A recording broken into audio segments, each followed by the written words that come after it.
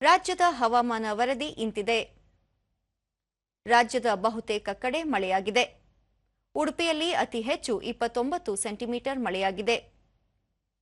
ಉಳಿದಂತೆ ಕೋಟ 24, Kumta 19, Panambur, Gerusoppa, Kundapura 16, Honnavar, monkey 13, Siddapura, Mangaluru, Mundgod, Kadra, Mulki 10, Belthangady, ಕಲಘಟಕಿಯಲ್ಲಿ 7 centimetre ಮಳೆಯಾಗಿದೆ.